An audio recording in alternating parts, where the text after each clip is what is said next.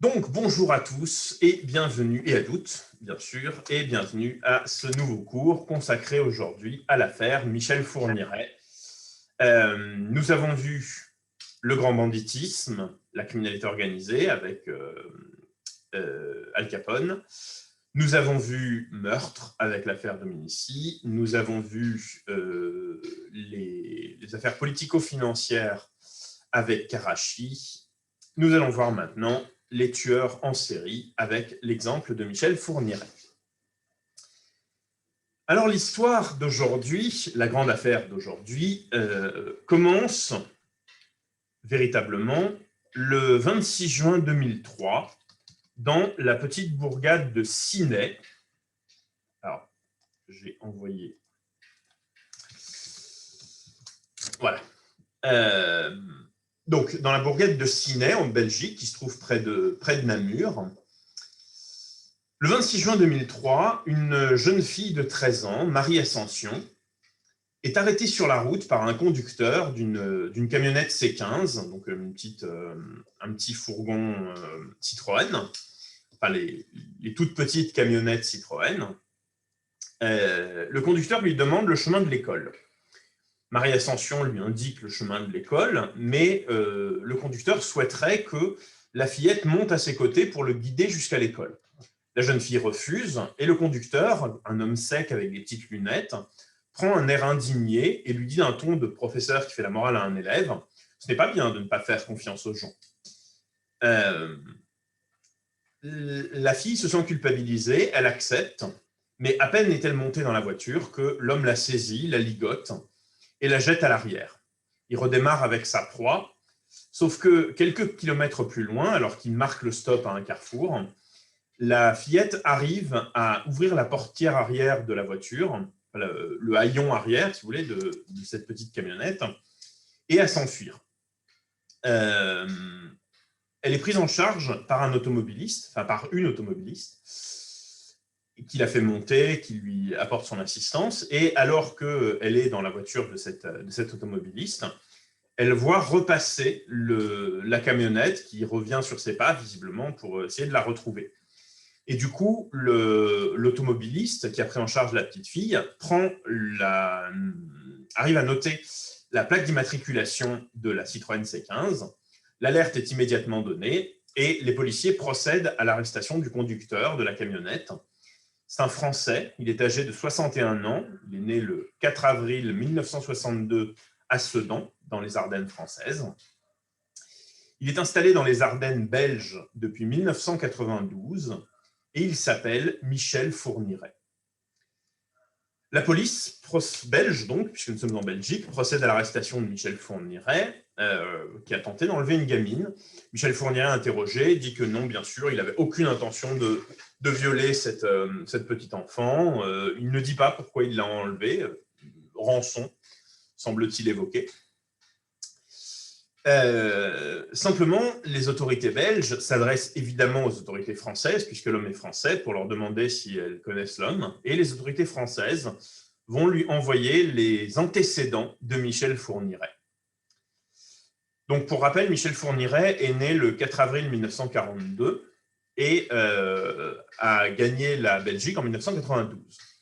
Donc, il a vécu 50 ans en France avant d'arriver en Belgique. En 1967, Michel Fourniret a été condamné à de la prison avec sursis pour des agressions sexuelles sur mineurs. Bon, ça peut étonner un petit peu, hein, prison avec sursis pour des agressions sexuelles sur mineurs. Gardez à l'esprit que jusqu'en 1974, la majorité en France est à 21 ans. Ce qui veut dire que quand en 67, vous êtes condamné pour des agressions sexuelles sur mineurs, ça peut être des gens âgés de 18, 19 ou 20 ans. Donc, quand on dit agression sexuelle sur mineurs, il ne faut pas nécessairement entendre très jeune enfant.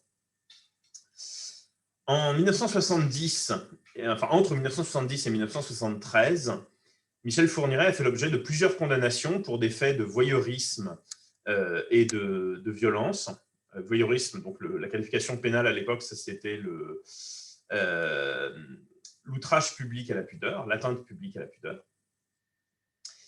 Et surtout, en 1984, Michel Fourniret a été incarcéré en détention provisoire pour des faits d'agression sexuelle et de viol sur mineurs, faits pour lesquels il a été condamné le 26 juin 1987 par la cour d'assises à 7 ans d'emprisonnement, dont 2 ans avec sursis et 3 ans de mise à l'épreuve. Michel Fourniret a été libéré le 22 octobre 1987, donc la même année que sa condamnation, en raison des remises de peine automatiques et de la détention provisoire qu'il a déjà effectuée. Donc, il est placé en détention en 1984, il est jugé et condamné en 1987, donc il a déjà effectué 3 ans de détention provisoire. Il faut donc retirer les 3 ans à sa peine. Donc, pour rappel, il est condamné à 7 ans d'emprisonnement, dont 2 avec sursis, donc il a 5 ans à faire, il en a déjà fait 3, donc il est condamné qu'à 2 ans de prison ferme. Enfin, il lui reste 2 ans de prison ferme à effectuer, sachant qu'il bénéficie de certaines remises de peine, en fait, il ne lui reste qu'1 an à effectuer, et il a un comportement exemplaire en détention, et donc il est libéré quelques mois après sa condamnation, en octobre 1987. Dernière précision, les autorités françaises indiquent aux autorités belges que Michel Fourniret fait l'objet d'une enquête depuis 1999 suite à la disparition de l'épouse d'un gangster. Et ce gangster accuse Michel Fourniret d'avoir tué sa femme. Voilà ce que donc reçoivent les autorités belges sur cet homme qui vient d'enlever une enfant de 13 ans. Il a fait de la prison pour viol. Il a été condamné plusieurs fois pour des faits d'agression sexuelle sur mineurs, pour des faits de violence. Et il fait l'objet d'une enquête sur une affaire de meurtre. Par conséquent, les autorités belges redoublent évidemment d'attention sur cette personne qu'ils viennent d'arrêter. Ils ont conclu qu'ils ont affaire à quelqu'un de dangereux, probablement un prédateur sexuel.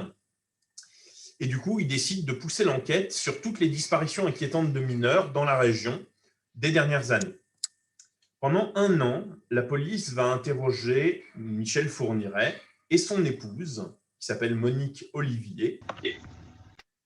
Et pendant 1 an, la police va interroger ce couple de manière très intense sur les disparitions de plusieurs personnes, plusieurs jeunes filles qui ont été enlevées dans la région, qui ont disparu, certaines ont été tuées pendant les dernières années. Donc, il l'interroge notamment sur la disparition de Céline Saison. Céline Saison qui a disparu le 16 mai 2000 à Charleville-Mézières. Donc, Charleville-Mézières, c'est en France, alors qu'elle avait 18 ans. Et dont le cadavre a été retrouvé en Belgique en juillet 2000. Donc, quelques mois après sa disparition, son cadavre a été retrouvé en 2000. Autre jeune fille sur laquelle ce couple est interrogé, Manaya Tumpong, je ne sais pas si ma prononciation est correcte, et je suppose qu'elle ne l'est pas. Donc, Manaya Tumpong, qui, le 5 mai 2001, a disparu à Sedan, donc toujours en France, alors qu'elle était âgée de 13 ans, et dont une partie du cadavre a été retrouvée en 2002 en Belgique, dans une pinède, une plantation de pin, qui est proche de celle dans laquelle on a retrouvé le cadavre de Céline Saison. On envisage même et on interroge même Michel Fourniret sur la disparition d'une autre petite fille qui s'appelle Estelle Mouzin et qui, à l'âge de 9 ans, a disparu le 9 janvier 2003 en Seine-et-Marne, donc entre Paris et la Belgique. Pendant 1 an, les enquêteurs vont interroger très approfondi Michel Fourniret, qui va nier absolument tous les faits. Sa femme va nier également jusqu'en juin 2004. Donc, il est arrêté en juin 2003. Et 1 an plus tard, en juin 2004, à l'issue de 120 interrogatoires, Monique Olivier craque donc la femme de Michel Fourniret, craque, et elle avoue aux enquêteurs que son mari est un tueur en série, et que ça fait des années qu'il enlève et qu'il tue des jeunes filles après les avoir violées. Les meurtres qu'elle va avouer vont valoir à Michel Fourniret divers surnoms. Alors on le surnomme l'ogre des Ardennes, le monstre des Ardennes, le tueur des Ardennes, ou encore le forestier des Ardennes, puisqu'il a prétendu exercer ce métier, en tout cas être retraité d'une activité de forestier, ce qui est faux, mais il s'était présenté ainsi. Bref, à peu près n'importe quoi avec des Ardennes derrière. Donc, si vous voulez trouver des nouveaux noms à Michel Fourniret, il suffit de rajouter des Ardennes à la fin. Donc, le dragon des Ardennes, le boucher des Ardennes, le saligot des Ardennes, tout ce que vous voulez, ça fonctionne bien. Alors, les meurtres que Michel Fourniret se voit imputés par son épouse, donc les meurtres dont son épouse va l'accuser, remontent beaucoup plus loin que les quelques meurtres dont je vous ai parlé, qui pour l'instant sont tous des meurtres commis dans les années 2000, puisque Céline Saison a disparu le 16 mai 2000 et on retrouve son cadavre en juillet 2000.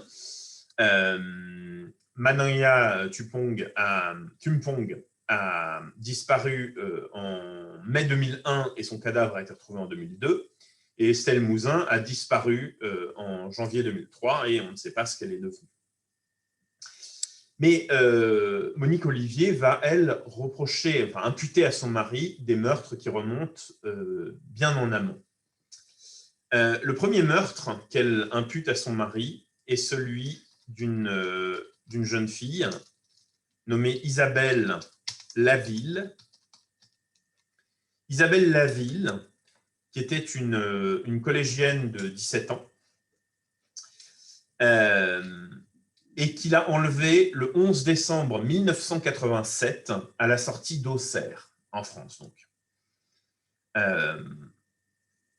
Donc Monique Olivier raconte qu'elle et Michel Fourniret sont passés en voiture sur la route sur laquelle Isabelle Laville rentrait de l'école, du collège. Fourniret a alors improvisé un stratagème. C'est Monique Olivier qui va aborder l'adolescente pour la mettre en confiance. Lui va jouer le rôle d'un simple autostoppeur muni d'un bidon d'essence. Donc, en fait, Monique Olivier va prétendre qu'elle vient de prendre un autostoppeur qui a un bidon d'essence, qu'elle l'emmène jusqu'à la station, et va proposer à Isabelle Laville de monter.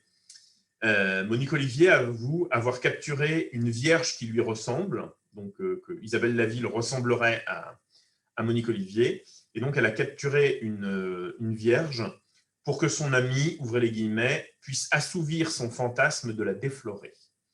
Et c'est un point qui reviendra beaucoup dans l'enquête. Michel Fourniret est complètement obnubilé par la virginité, par la pureté. Et je redévelopperai ce point-là. Donc le couple enlève la jeune fille et l'emmène dans leur maison de Saint-Cyr-les-Colons.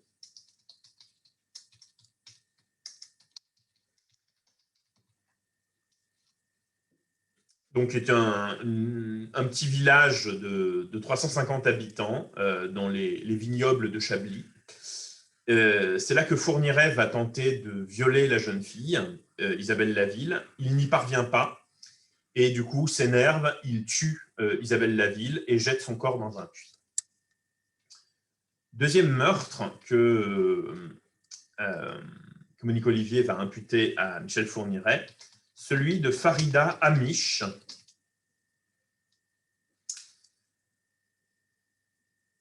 qui à l'époque des faits est âgée de 30 ans, et que Michel Fourniret aurait tué le 12 avril 1988, près de Clairefontaine, dans les Yvelines.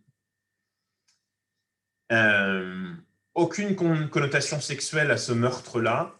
Farida Amiche est la femme d'un ancien codétenu de Fourniret, et Fourniret l'aurait étranglée afin de s'emparer d'un trésor que son mari aurait planqué. Donc le mari de Farida Amiche aurait planqué le trésor. Il en aurait parlé à Michel Fourniret en détention. Et du coup, Michel Fourniret, une fois qu'il est sorti, avant le mari, est allé tuer sa femme pour s'emparer du trésor. Et Monique Olivier l'y aurait aidé. Donc, Monique Olivier, Michel Fourniret et Farida Amiche sont tous les trois allés chercher le trésor, suite à quoi Michel Fourniret aurait étranglé Farida Amiche pour s'emparer du trésor. C'est la fameuse affaire dans laquelle la justice française enquête sur Michel Fourniret depuis 1999. Troisième meurtre reconnu par Monique Olivier, celui de Marie-Angèle Domès.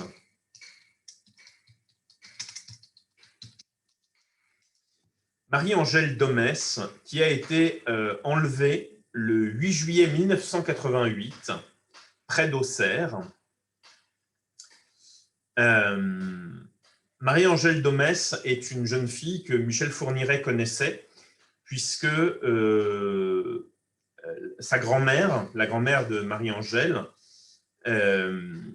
vivait à Saint-Cyr-les-Colons, donc le petit village de 350 habitants dans lequel Michel Fourniret et Monique Olivier étaient installés à l'époque, donc petit village en France.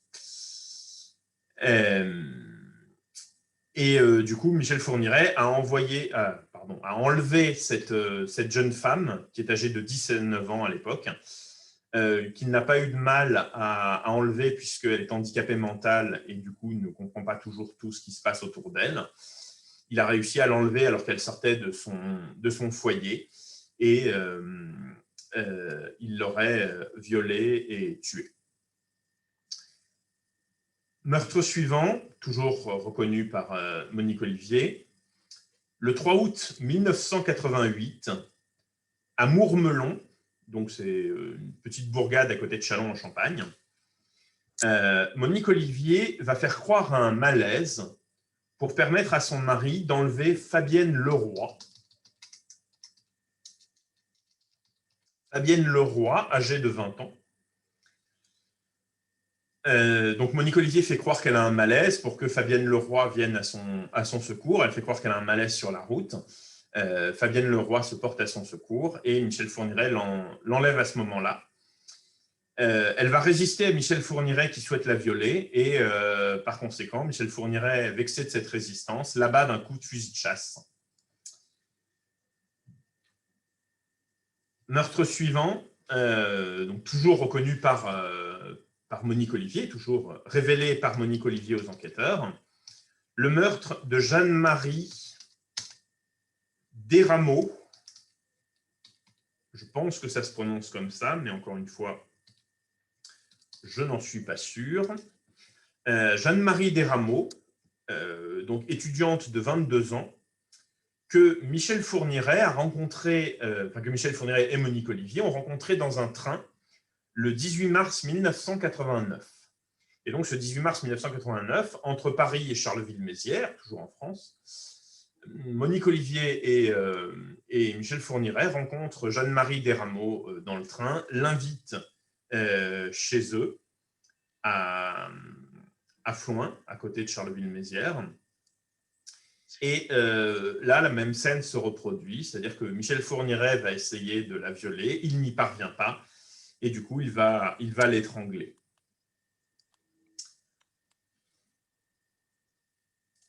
Ensuite,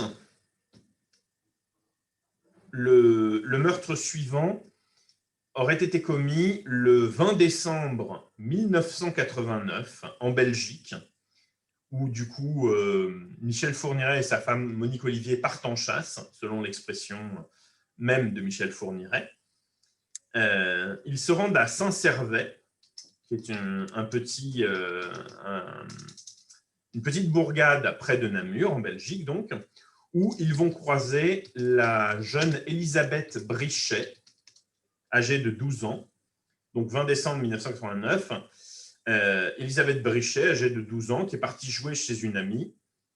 Le couple donc la voit aller chez son amie. Et du coup, ils l'ont attendue pendant des heures dans leur voiture.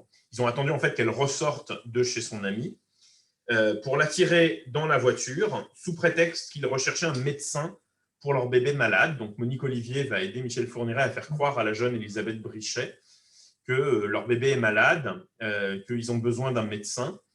et du coup font monter Elisabeth Brichet pour qu'elle les emmène voir un médecin, qu'elle leur indique où se trouve le cabinet du médecin. Michel Fourniret l'enlève, l'amène à son domicile où il va la garder pendant 36 heures et finalement l'assassiner après l'avoir abusée sexuellement. Le meurtre suivant a été commis en 1990, le 24 novembre 1990, cette fois-ci du côté de Nantes. Michel Fourniret, le 24 novembre 1990, est obligé de se rendre à Nantes puisqu'il est convoqué devant le tribunal de Nantes pour une audience sur des potentiels faits d'agression sexuelle qui remontent à quelques années. Et dès la sortie de l'audience, Michel Fourniret tombe sur le parking d'un supermarché sur la jeune Natacha Danet, ou Danaïs, je ne sais pas comment ça se prononce, je pense que c'est Danet. La jeune Natacha Danet, qui donc se trouve sur le parking du supermarché parce qu'elle est venue faire des courses avec sa mère et sa mère lui a demandé de rentrer à la maison pour aller chercher de l'argent parce qu'il lui manque quelques sous. Donc l'adolescente est en train de traverser le parking pour se rendre chez elle, mais Monique Olivier aborde la fillette au volant de la camionnette pour endormir sa méfiance. Michel Fourniret en profite pour l'enlever et il la tuera le jour même. On retrouvera le corps lardé de coups de couteau 70 km plus loin dans les dunes de Brême-sur-Mer, donc qui est une petite station balnéaire sur la côte atlantique. Où, du coup, en 1990, Michel Fourniret a abandonné le corps de cette jeune fille après l'avoir tuée. Autre meurtre que Monique Olivier va révéler, même si celle-là, pour le coup, on peine à identifier réellement la victime. Monique Olivier indique qu'en 1993, le couple qui venait de s'installer en Belgique depuis un an aurait passé une petite annonce afin de trouver une jeune fille au père pour s'occuper de leur fils de 6 ans, le jeune Selim, donc, qui est le fils de Michel Fourniret et de Monique Olivier. Une jeune femme s'est présentée. On ne sait pas grand-chose d'elle, on sait juste qu'elle est plutôt jolie, blonde, s'exprime sans accent, et qu'elle a disparu. Monique Olivier dit que son mari l'aurait tuée et aurait enterré le corps en Belgique, près de là où ils habitaient. Elle accuse ensuite son mari d'avoir, le 19 janvier 1995, dans le quartier de Jambes, donc qui est un quartier de la ville belge de Namur, Michel Fourniret aurait commis un braquage avec violence dans un salon de toilettage pour chiens. Donc, pour le coup, une attaque purement utilitaire, braquage avec violence dans un salon de toilettage pour chiens. Enfin, les 2 derniers meurtres que Monique Fourniret va imputer à Michel Fourniret, ce sont les meurtres des 2 jeunes filles que j'ai déjà citées. Céline Saison, enlevée le 16 mai 2000 à Charleville-Mézières, tuée peu après, et son corps aurait été enterré dans une pinède en Belgique. Et Manoya Tumpong,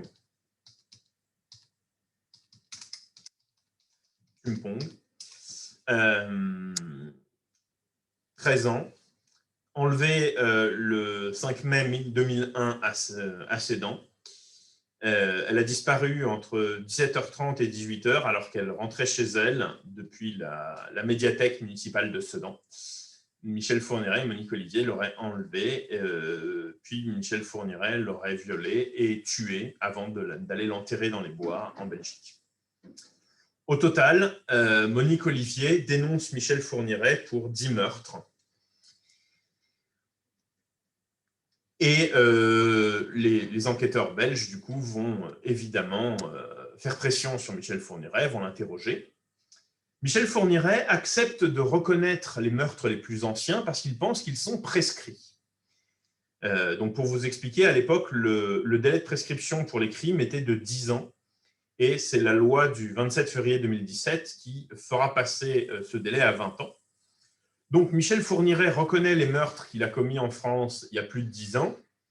Donc, pour rappel, on est en 2004. Donc, il reconnaît les meurtres qui datent des années, de la fin des années 80. Mais il ne reconnaît pas les meurtres les plus récents en disant non, cela, ce n'est pas moi, pas du tout. Et notamment, il va fortement nier le meurtre et l'enlèvement de la petite Estelle Mouzin. Monique Olivier elle-même dit que ce n'est pas son mari qui l'a fait. Et Michel Fourniret, du coup, nie ce meurtre-là. Il jure même sur la tête de sa petite fille ne pas avoir commis ce meurtre. Cependant, il reconnaît sans difficulté les meurtres qui datent de plus de 10 ans, parce qu'il pense qu'ils sont prescrits. Il va même en rajouter, il va reconnaître avoir commis un meurtre dans les années 80 sur un représentant de commerce qu'il aurait tué à coups de fusil de chasse sur une aire d'autoroute près d'Auxerre, sur l'A6, l'autoroute 6, pour lui voler son portefeuille. Alors en réalité, on a découvert depuis que la victime n'était pas morte. Michel Fourniret l'a abandonnée pour morte, mais la victime a survécu et avait effectivement porté plainte à l'époque. Mais pour le coup, ces faits qui datent du début des années 80 sont effectivement prescrits. Donc Michel Fourniret reconnaît les meurtres les plus anciens, pas les plus récents. Les enquêteurs vont faire pression, vont l'interroger de manière vraiment approfondie. Et Michel Fourniret finit par reconnaître aussi les meurtres de Céline et de Mananya. Il accepte de coopérer avec les enquêteurs en leur indiquant notamment où se trouve le reste du corps de Mananya, parce que du coup, je vous avais dit qu'on avait retrouvé une partie du corps, il leur indique où se trouve le reste du corps.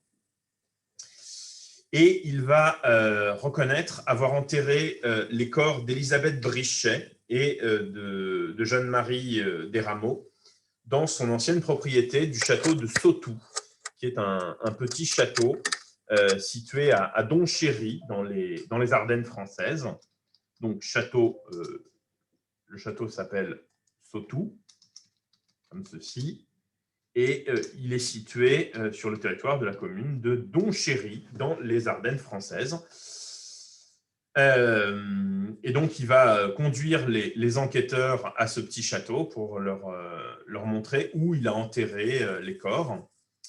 Alors justement, je vais vous montrer à quoi ressemble ce petit château et je vais vous expliquer comment est-ce qu'il l'a obtenu, parce que c'est une affaire dans l'affaire assez intéressante.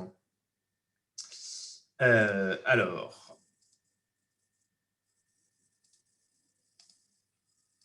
voilà donc à quoi ressemble le château de Fourniret. Petit château de Sautoux. C'est une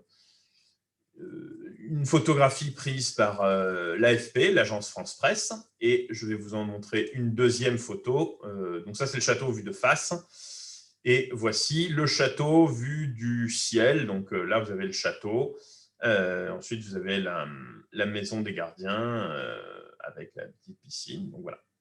Michel Fourniret, il achète le château là. Et les corps sont enterrés dans les bois derrière. Il indique où il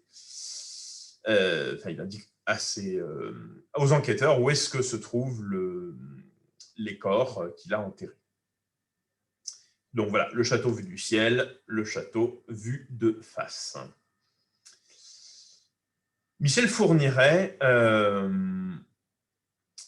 va donc... Alors, vous ne voyez pas la photo vue du ciel. Peut-être qu'il faut que je le partage. Alors, est-ce que là, vous la voyez?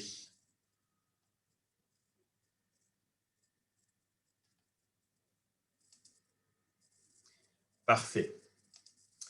Donc, voilà, le château vu du ciel. Donc, voilà, l'endroit où Fourniret, pendant des années, va violer des jeunes filles avant d'enterrer leur corps dans les bois derrière, et il amène du coup les enquêteurs pour leur montrer où. Il indique même avoir enterré ses victimes à l'aide d'un mini tractopelle, et par conséquent, les corps sont enterrés assez profondément. Donc là, la photo a été prise, donc c'est aussi une photo de l'agence France Presse. La photo a été prise à l'occasion d'une reconstitution. Donc c'est pour ça que là, vous avez des fourgons de police, des voitures de police. Là, vous avez des policiers. Donc Michel Fourniret, il est dans le van noir là, que vous avez. Et puis là, du coup, il y a une mini pelleteuse qu'ils vont utiliser pour creuser et retrouver les corps. Voilà, le château de Fourniret, son cimetière personnel. Alors, comment est-ce qu'il a obtenu ce château? Donc, Michel Fourniret, qui n'a jamais effectué que des petits travaux d'artisan, eh bien, il l'a obtenu en volant l'or d'un célèbre gang qui s'appelle le gang des Postiches. Alors, le gang des Postiches, c'est un gang très célèbre des années 80. Entre 1981 et 1986, le gang va braquer 24 banques, 24 agences bancaires, systématiquement en utilisant des déguisements, d'où le surnom de gang des Postiches, en rentrant dans les banques, prenant des otages, se faisant ouvrir les salles de coffre et disparaissant après. Et donc, le gang a amassé beaucoup d'argent, donc évidemment des billets de banque, mais aussi beaucoup d'argent en lingots d'or et en pièces d'or, puisque du coup, le gang raflait le contenu des coffres des banques. Donc, non seulement l'argent qui est dans les coffres, mais aussi tous les lingots d'or et tous les pièces d'or que les gens qui en avaient venaient déposer à la banque pour que ce soit sécurisé.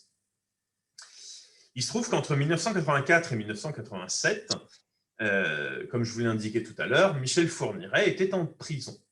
Il était en prison, détention provisoire, dans l'attente de son procès.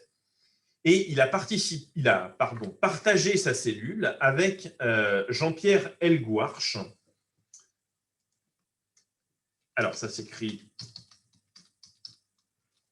comme ceci. Jean-Pierre Helgouarch, qui est un ancien activiste d'extrême gauche, devenu voyou. Donc, c'est un trafiquant d'héroïne qui avant était dans les milieux d'ultra-gauche. Et Jean-Pierre Helgouarch a obtenu des informations de la part d'un de ses anciens codétenus à lui, qui s'appelait Gianluigi Esposito. Et donc, Gianluigi Esposito, il a partagé la cellule d'André Bellèche, dit Dédé, André Bellèche étant un des membres les plus emblématiques du gang des Postiches. Donc, Gianluigi Esposito partage la cellule d'André Bellèche, et Bellèche et Esposito vont réussir à s'évader ensemble. Et du coup, Esposito va accompagner Bellèche, alors que Bellèche rejoint les membres du gang des Postiches et vont aller enterrer le trésor qu'ils ont, c'est-à-dire tout l'or et toutes les pièces d'or qu'ils ont ramassées dans les banques, c'est-à-dire tout ce qu'ils ne peuvent pas dépenser directement, contrairement évidemment à l'argent en billets de banque, ça ils peuvent le dépenser, mais l'or et les pièces d'or, ils ne peuvent pas. Donc ils vont l'enterrer dans un cimetière, le cimetière de Fontenay-en-Parisis, qui est une petite ville à côté de Paris, au nord de Paris.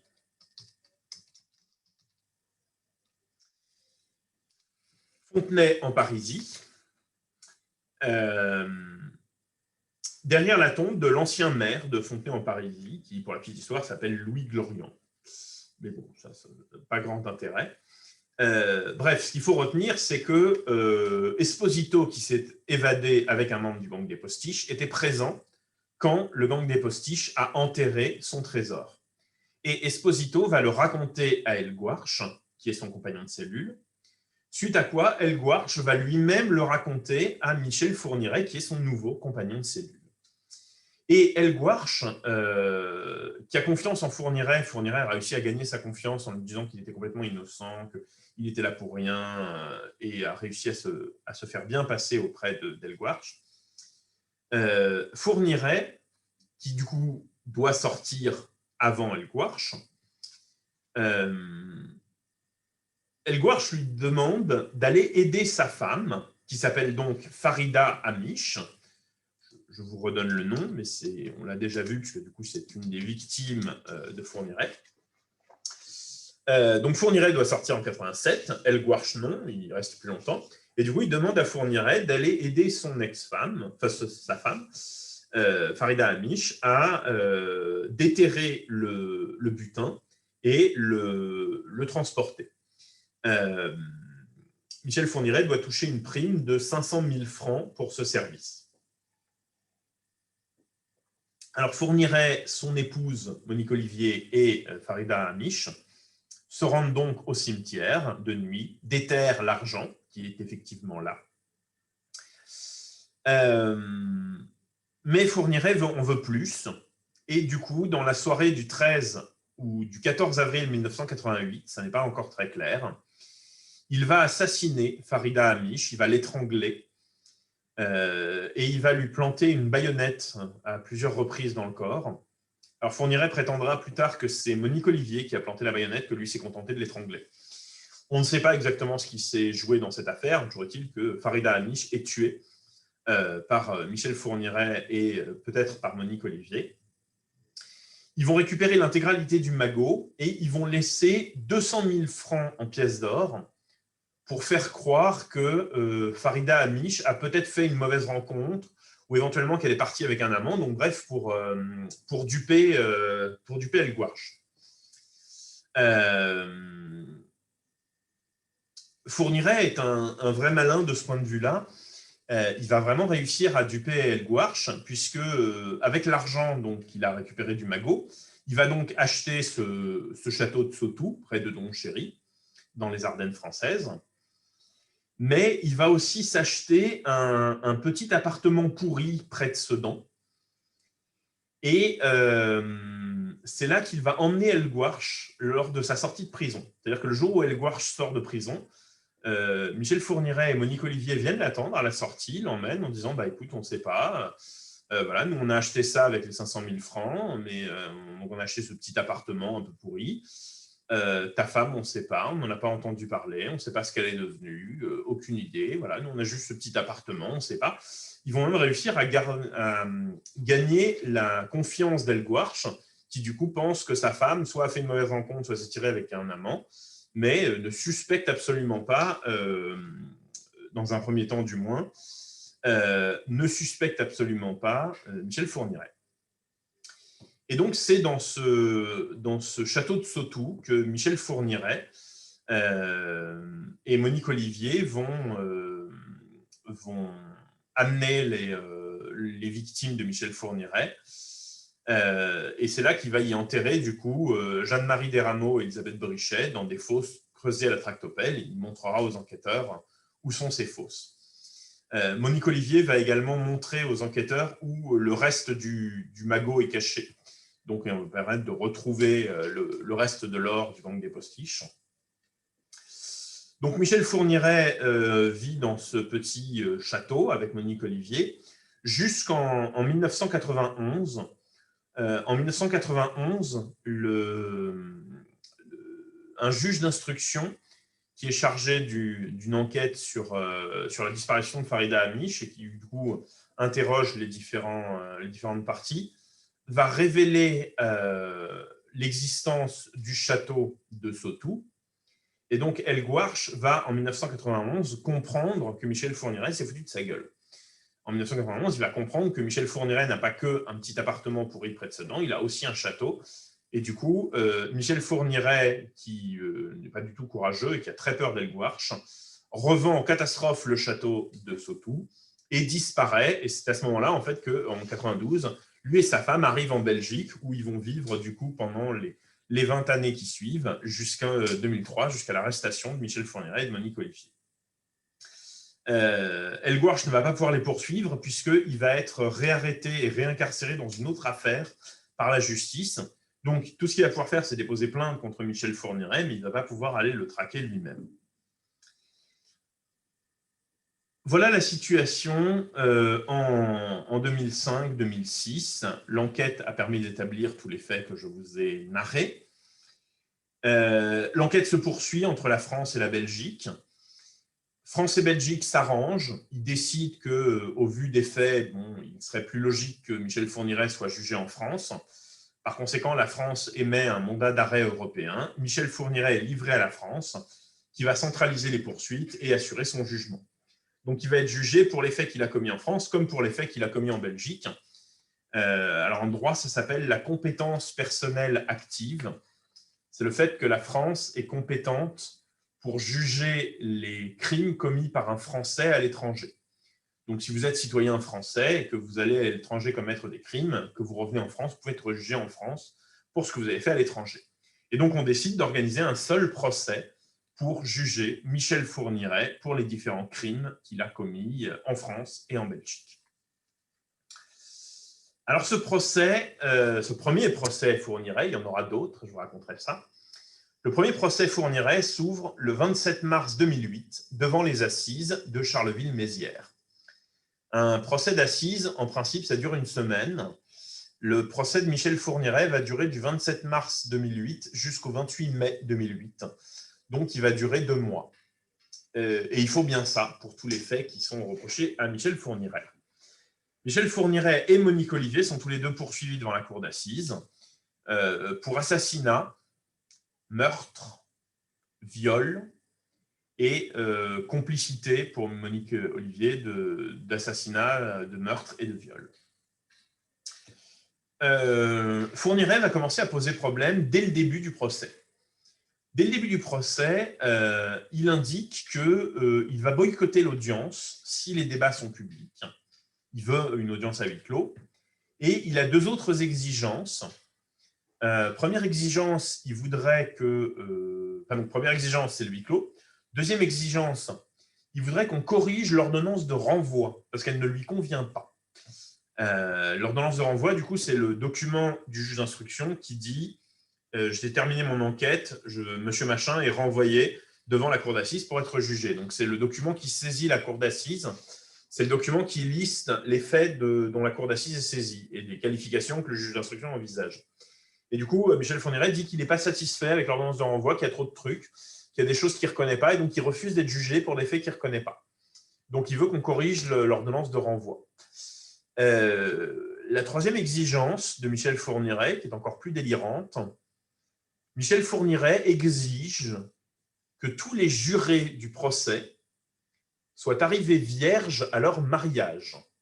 Donc, Michel Fourniret ne veut être jugé que par des gens qui sont restés vierges jusqu'à leur mariage. Il ne veut pas de jurés qui auraient commis des faits sexuels avant leur mariage. Il ne veut que des gens qui sont arrivés purs à leur mariage. Il explique que si les jurés ne sont pas restés vierges jusqu'à leur mariage, ils ne pourraient pas comprendre sa recherche de la pureté, son désir de pureté, et que donc ça n'ira pas du tout. Ces gens ne pourront pas comprendre. Donc voilà, il exige que tous les jurés soient vierges jusqu'à leur mariage. Bon, ce qui en France est évidemment impossible. En France, vous avez le droit de récuser des jurés. Ça, la défense et l'accusation peuvent récuser des jurés, c'est tout à fait reconnu. En revanche, il n'y a pas d'interrogatoire des jurés avant le processus de sélection. Aux États-Unis, ça se fait. Aux États-Unis, quand il y a le processus de sélection des jurés, on pose des questions aux jurés. Donc, en tant qu'avocat ou en tant que procureur, vous pouvez poser des questions aux jurés pour savoir à peu près quelles sont leurs opinions, essayer de les identifier, d'identifier leurs tendances politiques, et après décider si vous les gardez ou si vous ne les gardez pas. En France, ça ne se fait pas comme ça. On vous annonce simplement le nom du juré, sa profession, son âge, sa profession. Si vous voulez les rejeter, vous pouvez les rejeter, mais vous n'avez pas d'interrogatoire particulier du juré. Dans un de ses romans, dans un de ses livres de souvenirs, Robert Badinter raconte comme ça comment il a été complètement dégoûté sur un procès où l'accusé risquait la peine de mort. Et du coup, donc, il essaye de sélectionner les jurés en se demandant, bon, est-ce que c'est un juré qui serait plutôt susceptible d'être partisan de la peine de mort, un juré plutôt opposé à la peine de mort. Et donc, il y a une femme qui est institutrice, très stricte, très collet monté, très petites lunettes, petit air sérieux, pas la cravate défaite comme moi. Donc bon, Badinter se dit, oh là, celle-là, elle a l'air un peu stricte, elle doit être partisan de la peine de mort, donc il la récuse. Et il a appris après que cette femme était présidente d'une association de lutte contre la peine de mort, donc il en est beaucoup voulu d'avoir récusé ce juré. Alors qu'aux États-Unis, donc encore une fois, ça peut se discuter. Vous avez d'ailleurs un très bon film américain sur la sélection des jurés et la manipulation des jurys. C'est un film adapté d'un roman de John Grisham. Le film s'appelle Runaway Jury. En français, ça doit s'appeler, je crois que c'est Le Maître du jeu ou comme ça. Avec Dustin Hoffman, Gene Hackman, John Cusack et Raquel Weisz.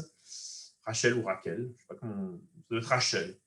Oui, puisque ce n'est pas Q, c'est H. Donc sur un procès du lobby des armes et comment est-ce qu'on sélectionne les jurés, comment est-ce qu'on influence le jury.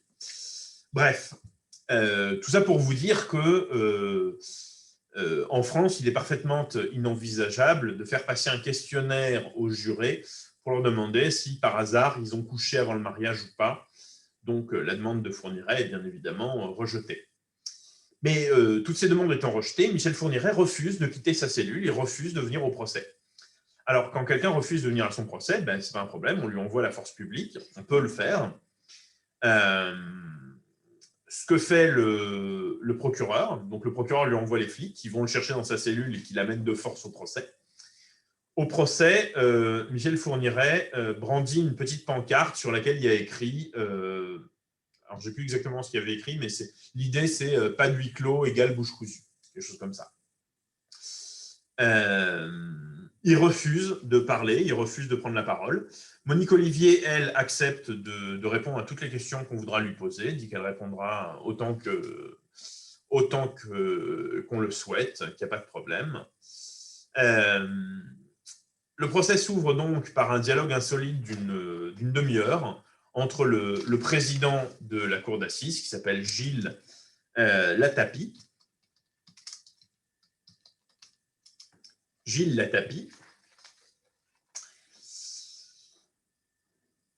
qui tente de convaincre Michel Fourniret de participer à son procès.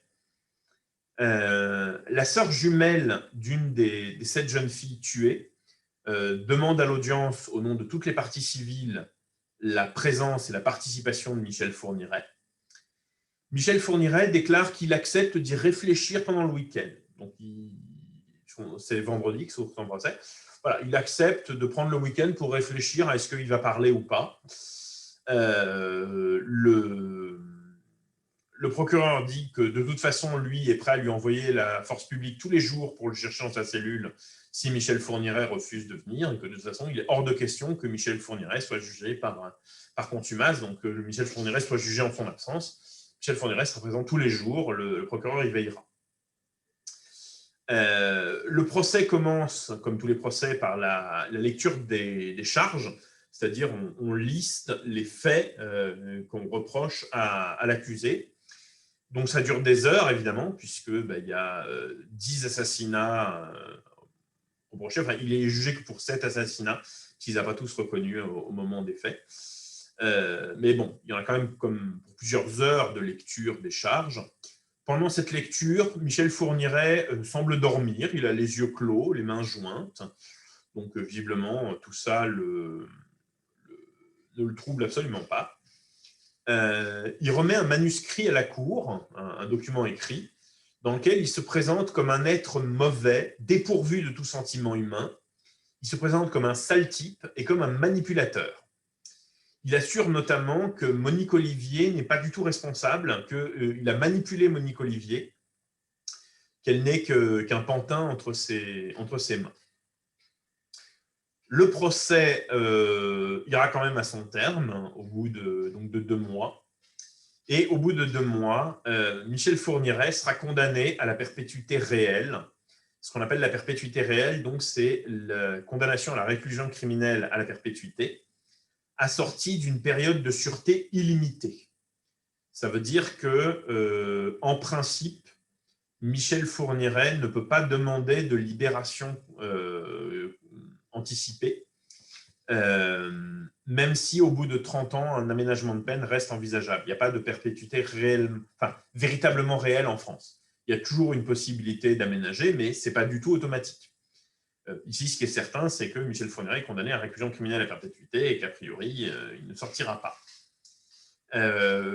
Michel Fourniret est le 3e condamné à être condamné à cette peine de réclusion criminelle à la perpétuité réelle en France depuis que cette peine existe, depuis qu'elle a remplacé la peine de mort en 1981. Monique Olivier est également condamnée à la réclusion criminelle à perpétuité, assortie cette fois-ci d'une période de sûreté de 28 ans. Ça veut dire que 28 ans après son procès, elle pourra demander une libération. On n'est pas évidemment obligé de lui accorder, mais elle pourra la demander. Alors que théoriquement, Michel Fourniret ne peut pas. Condamné à perpétuité réelle. Donc, Michel Fourniret a été reconnu comme le cerveau, contrairement aux réquisitions de l'avocat général. L'avocat général, lui, donc celui qui représente le ministère public, le procureur, l'avocat général, dans ses réquisitions, lui, il va au contraire renverser l'ordre des choses. Il va présenter Fourniret comme un pauvre type et il va présenter Monique Olivier comme étant le cerveau de ce couple criminel, en expliquant que Michel Fourniret obéit à sa femme, qui suit les désirs de sa femme, et que du coup, c'est sa femme qui décide. Il y a probablement chez l'avocat général une petite envie d'emmerder Fourniret, de le provoquer, de l'agacer, parce que Fourniret aime bien être en contrôle, et on verra ça dans les enseignements de cette affaire. Michel Fourniret et Monique Olivier n'ont pas fait appel, donc ces condamnations sont devenues définitives. Néanmoins, l'affaire Fourniret, l'affaire Monique Olivier, n'est pas terminée, puisque tous les meurtres n'ont pas été avoués avant le jugement, et d'autres faits pourraient être reprochés à Michel Fourniret, et il va être rejugé pour d'autres affaires. Je vous explique lesquelles après une petite pause. On se retrouve donc dans 10 minutes pour poursuivre la présentation de l'affaire Fourniret.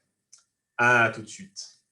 Bien, on va donc reprendre notre petite présentation de l'affaire Fourniret. Je vous disais donc que Michel Fourniret, s'il a été reconnu définitivement coupable d'un certain nombre d'infractions, d'un certain nombre de meurtres, d'assassinats, de viols, ne l'a pas été pour toutes les affaires qu'on lui impute, notamment parce qu'il y en a certaines qu'il a reconnues postérieurement et à sa première condamnation. C'est le cas de l'affaire Domès, que j'ai déjà citée. C'est le cas de l'affaire Amiche, que j'ai cité également. C'est également le cas du meurtre de la jeune Johanna Parish. Johanna Parish, qui du coup est une jeune femme britannique qui, à l'époque des faits, était âgée de 20 ans. Elle était lectrice d'anglais dans un lycée d'Auxerre. Et elle a été retrouvée le 17 mai 1990 dans une rivière de Lyon, après avoir été violée, battue et étranglée.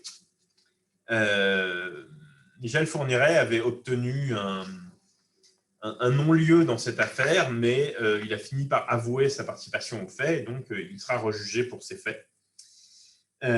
Sachant que la chambre criminelle de la Cour de cassation, dans tous ces faits, pour les affaires pour lesquelles il a été jugé et celles pour lesquelles il n'a pas encore été jugé, la chambre criminelle de la Cour de cassation a estimé qu'aucun des faits concernant Fourniret n'était prescrit, contrairement à ce qu'espéraient Michel Fourniret et Monique Olivier. Aucun des faits ne sont prescrits. C'est ce qui résulte d'une décision donc, de la chambre criminelle de la Cour de cassation, rendue le 18 janvier 2006.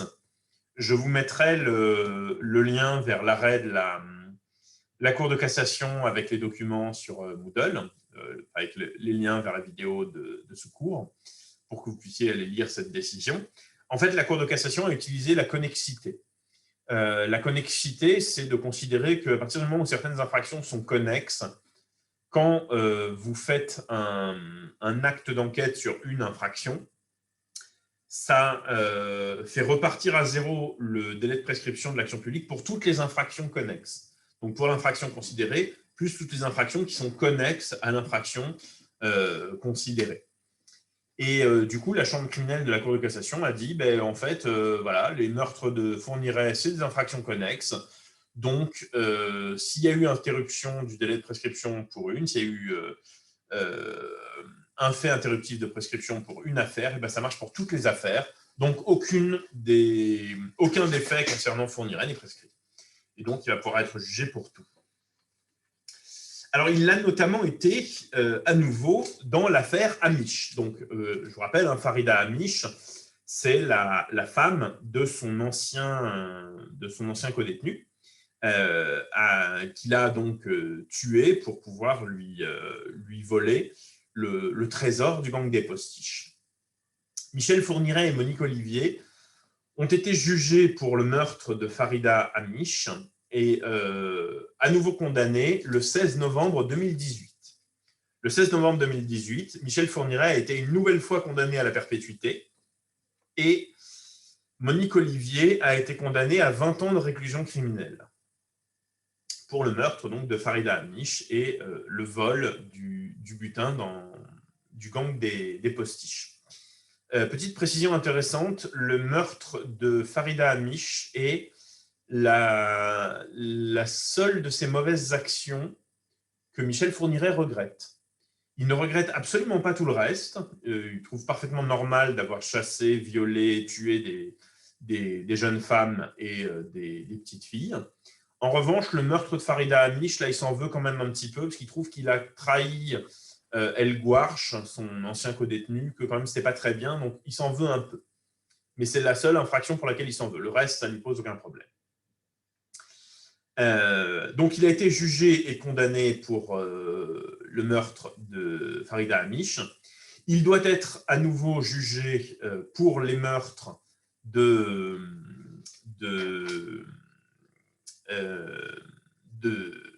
alors j'ai oublié son prénom, je vais regarder là, ça va être plus rapide, de Marie-Angèle Domès, et donc pour le meurtre de Johanna Parish, il doit encore être jugé pour ces faits-là, qu'il a reconnus. Et il va probablement être jugé également pour le meurtre de la petite Estelle Mouzin. Je vous redonne du coup le nom. Alors Estelle Mouzin, pour rappel, c'était une fillette de 9 ans au moment des faits qui, du coup, a disparu le 9 janvier 2003. Donc, elle a disparu 6 mois avant l'arrestation de Michel Fourniret en Belgique. Elle a disparu donc dans la petite ville de Guermantes, c'est en Seine-et-Marne.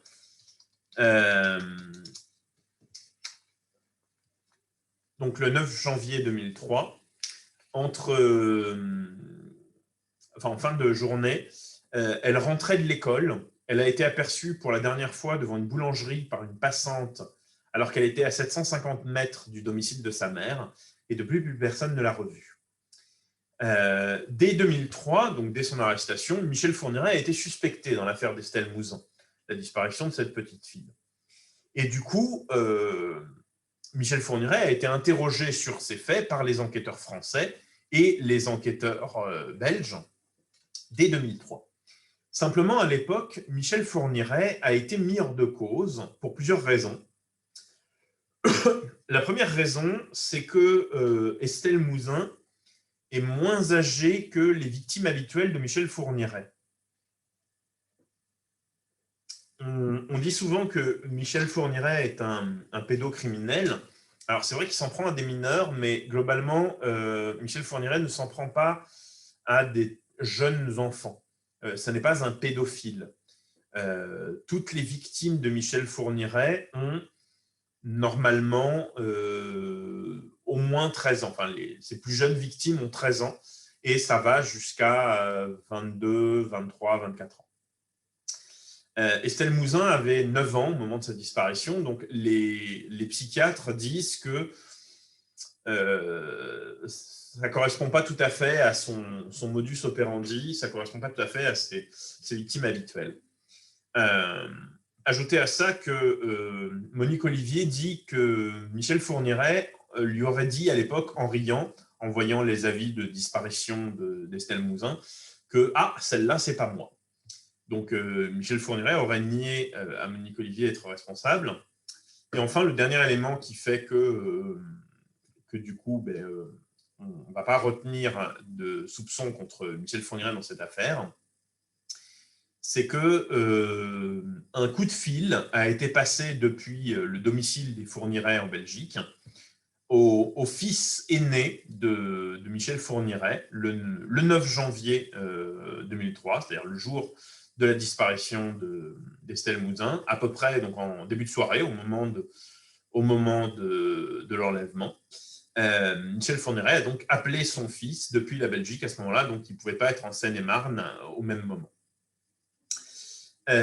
Ajoutez à ça, enfin, le dernier élément, c'est qu'on a fait beaucoup de recherches ADN dans la petite camionnette, le petit utilitaire de Michel Fourniret, le Citroën C15. On a retrouvé énormément de traces ADN, énormément de cheveux appartenant à diverses de ses victimes. On n'a retrouvé aucune trace d'Estelle Mouzin. C'est-à-dire que parmi toutes les milliers de traces ADN qu'il y avait dans son utilitaire, les milliers de cheveux, les milliers de traces quelconques, aucune ne renvoyait à Estelle Mouzin. Donc, Michel Fourniret avait été considéré comme n'étant pas responsable. Sauf qu'en 2018, Michel Fourniret a fait des semi-aveux en disant que l'affaire Mouzin était quand même une affaire à creuser, ce n'était pas une affaire inintéressante, il faudrait creuser. Joli lapsus. En 2019, Monique Olivier a avoué à ses co-détenus, aux femmes avec lesquelles elle est détenue en prison, que l'alibi de son mari pour le jour de l'enlèvement d'Estelle Mouzin est un faux. Elle le confirmera devant la juge d'instruction qui est chargée de cette affaire, qui a été chargée de beaucoup d'affaires concernant Michel Fourniret, qui s'appelle Sabine Kéris. Monique Olivier confirme que c'est elle qui a passé le coup de téléphone qui a été adressé au fils de Michel Fourniret ce jour-là. Donc, Michel Fourniret n'était pas à la maison ce jour-là. Elle dira que c'est lui qui lui a demandé de mentir pour lui fournir un alibi. Et en 2020, du coup, Sabine Kéris va réinterroger Michel Fourniret, qui va lui avouer le meurtre d'Estelle Mouzin. Il indique l'avoir enlevée, l'avoir conduit dans les Ardennes, l'avoir violée et l'avoir étranglée.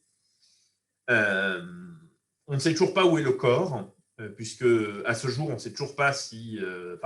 tout ce qu'on a dans cette affaire, ce sont les aveux de Michel Fourniret. Du coup, sinon, on n'a aucune... Jusqu'à maintenant, on n'avait aucun élément permettant de dire si Estelle Mouzin était vivante ou morte. Il y avait beaucoup de gens qui pensaient qu'elle était encore vivante, qu'elle avait pu être enlevée par un réseau de pédocriminels, d'autres gens qui pensaient qu'elle était morte. Michel Fourniret avoue l'avoir enlevée, violée, étranglée. Alors, ces aveux sont assez particuliers, parce que quand Michel Fourniret vous fait des aveux, c'est des trucs toujours extrêmement décousus. Ça donne des trucs comme bon, écoutez, ça pourrait être moi. Enfin, je pense que si c'était moi, je m'en rappellerais. Enfin, dans le doute, mettez-moi quand même en examen, parce que ça pourrait bien être moi. C'est comme ça que Michel Fourniret parle à ses juges. Mais un point plus important qui va permettre d'étayer ces aveux, c'est que des traces d'ADN partielles d'Estelle Mouzin vont être retrouvées sur un matelas dans l'ancienne maison de la sœur de Fourniret. Donc, a priori, l'ADN semble indiquer que c'est bien Michel Fourniret qui est à l'origine de cet enlèvement d'Estelle Mouzin en 2003 et que du coup, il serait responsable également de cette affaire-là, Donc, il sera jugé également pour l'enlèvement, le viol et le meurtre de la petite Estelle Mouzin en 2003. L'affaire n'est donc pas entièrement terminée et d'autres procès Fourniret sont à envisager, sous réserve, bien évidemment, que Michel Fourniret soit en mesure d'y faire face. Je vous rappelle qu'il est né en 1942. Il a donc bientôt 80 ans.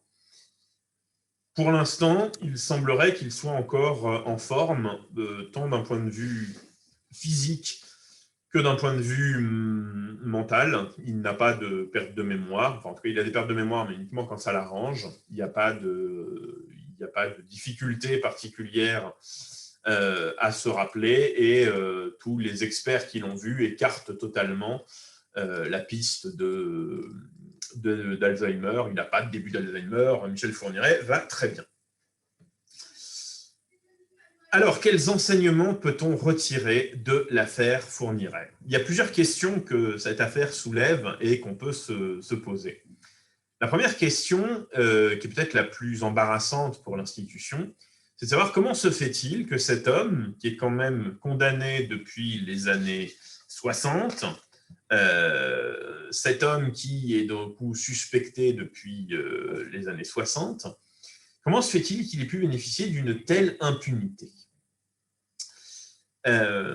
Une première raison, c'est que Michel Fourniret n'est pas un tueur en série tel qu'on l'imagine quand on regarde les séries, quand on regarde les films. Quelqu'un, vous savez, avec un rituel très établi de meurtre particulièrement esthétisé, particulièrement mis en scène. Ce n'est pas du tout le cas de Michel Fourniret.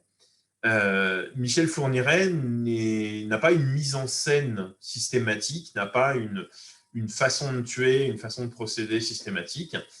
Michel Fourniret tue de façon extrêmement diverse. Donc, des fois, il étrangle ses victimes, des fois, il les poignarde, des fois, il les abat à coups de fusil. Il n'y a pas une signature particulière des meurtres qui aide à se rendre compte que c'est un tueur en série. Et beaucoup de ces meurtres, du coup, n'ont pas du tout été reliés ensemble. D'abord parce que le modus operandi est totalement différent. Et ensuite parce que Michel Fourniret va également avoir des difficultés à violer certaines de ses victimes, notamment lorsqu'elles sont âgées. C'est-à-dire que Michel Fourniret n'a pas tellement de difficultés à violer des jeunes filles de 13 ou 14 ans. En revanche, il a parfois du mal lorsqu'elles ont 19, 20 ans, 22 ans. Par conséquent, toutes les victimes de Michel Fourniret n'ont pas été violées, ce qui n'aide pas non plus à faire le lien entre ces victimes, parce que elles ne présentent pas toutes les mêmes stigmates de victimisation. Ajoutez à ça le fait que Michel Fourniret a écumé la France de manière extrêmement vaste. Il a commis plusieurs de ses meurtres dans l'Yonne, du côté d'Auxerre. Il y a donc l'affaire Estelle Mouzin en Seine-et-Marne. Il y a des meurtres dans les Ardennes françaises, il y a des meurtres dans les Ardennes belges, il y a des meurtres en Loire-Atlantique, du côté de Nantes. Bref, l'activité criminelle de Michel Fourniret est extrêmement étendue sur le territoire, ce qui du coup n'aide pas non plus à faire le lien avec les meurtres. D'autant que certains de ces endroits, certains de ces lieux sont extrêmement mal fréquentés. Lyon, par exemple, c'est le terrain de chasse d'un autre tueur en série célèbre, Émile Louis. Et du coup, certaines des victimes de Lyon, donc notamment dans l'affaire Domès et dans l'affaire Parish, on avait suspecté Émile Louis d'être le meurtrier de ces deux jeunes filles. De même, les Ardennes belges sont le terrain de chasse d'un tueur en série et pédocriminel belge, le célèbre Marc Dutroux. Et du coup, certains autres enlèvements et certains autres meurtres ont été imputés à Marc Dutroux.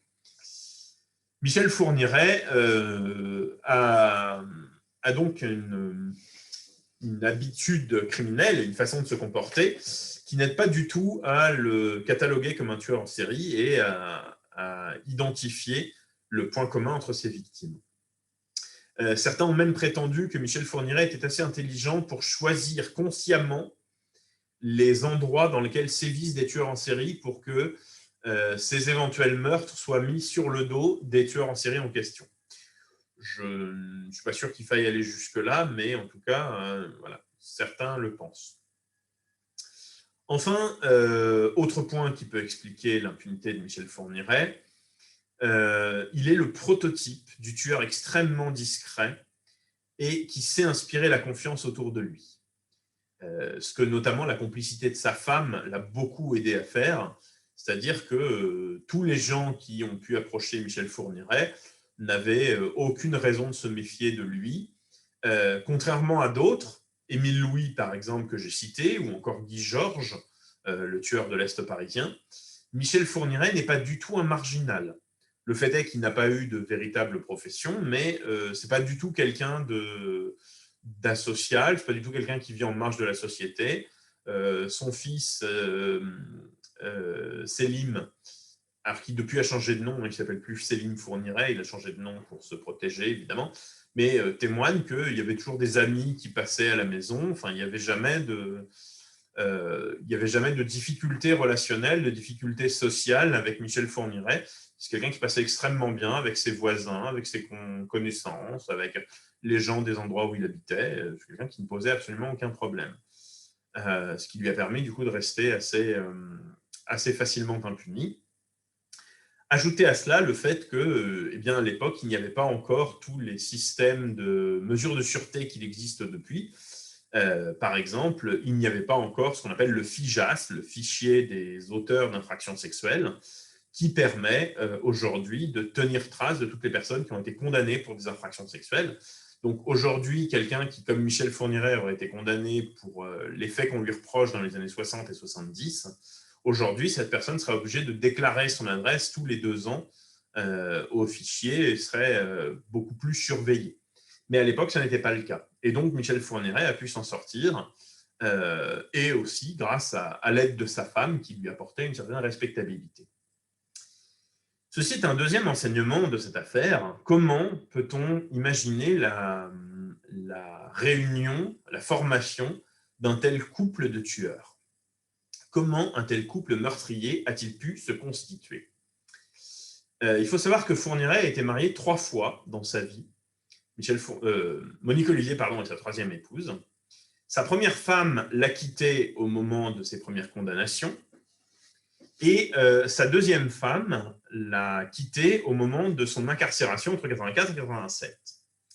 Et du coup, en 1987, Michel Fourniret, qui donc est récemment divorcé, et donc qui est en détention en prison, va passer une annonce dans un journal chrétien qui s'appelle Le Pèlerin, donc qui est un journal chrétien, dans lequel il va passer cette annonce: prisonnier aimerait correspondre avec personne de tout âge pour oublier solitude.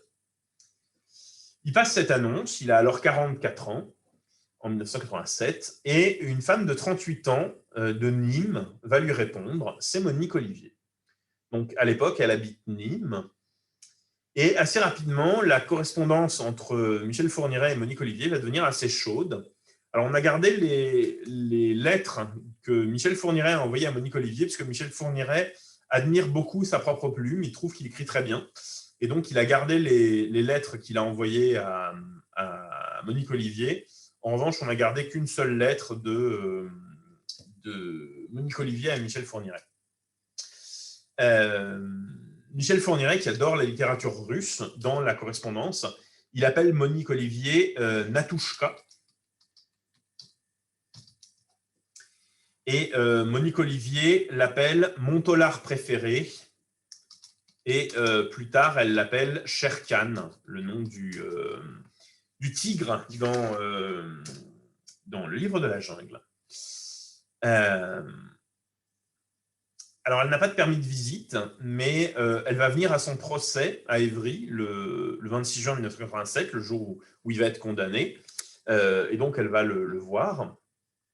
Mais sinon, elle n'a pas de permis de visite. Mais ils vont échanger comme ça des lettres durant toute l'année 87. Et les lettres vont devenir assez chaudes et assez intimes. Monique Olivier va raconter que du coup, elle a quitté son ex-mari, un patron d'auto-école, 3 ans auparavant, donc en 84, en raison de sa jalousie maladive et de sa violence. Elle raconte notamment à Michel Fourniret que son ex l'a obligé à effectuer un plan à 3 dans la zone industrielle près de Nîmes. Alors Michel Fourniret, qui joue les purs, se déclare choqué de cette affaire. Il se présente comme une âme pure, comme un romantique passionné, en disant que, oh là là, une partie à 3 tout de même, comment cela est choquant. Monique Olivier bave beaucoup sur son ex en disant qu'elle l'appelle le coupable ou le zombie. Elle lui en veut beaucoup. Et Michel Fourniret va lui proposer de se débarrasser de son ex. Donc il lui écrit notamment, je vous cite une lettre de Michel Fourniret à Monique Olivier. « J'ai posé les jalons pour reprendre contact dehors avec 2 hommes qui n'ont pas froid aux yeux. Je me suis aussi assuré récemment de disposer de ce qu'il faut pour une action individuelle qui doit être bien réfléchie et préparée. Il n'est pas souhaitable d'écrire ce dont nous parlerons de vive voix et qui a pour but de récupérer les 2 oisillons qu'il me révolte de voir séparés de leur maman. » Donc les 2 oisillons qui me révoltent de voir séparés de leur maman, ce sont les 2 enfants que Monique Olivier a eus avec son ex-mari et dont l'ex-mari à la garde et pas Monique Olivier. Michel Fourniret indique également que durant une insomnie, il a cauchemardé sur les pratiques sexuelles des hommes qui ont sali sa petite princesse aux pieds nus, comme il appelle Monique Olivier. Et donc il écrit « Dans ce demi-rêve des pensées dans le noir, les mises au point étaient dépourvues de pacifisme et devaient plutôt s'écrire mise au point.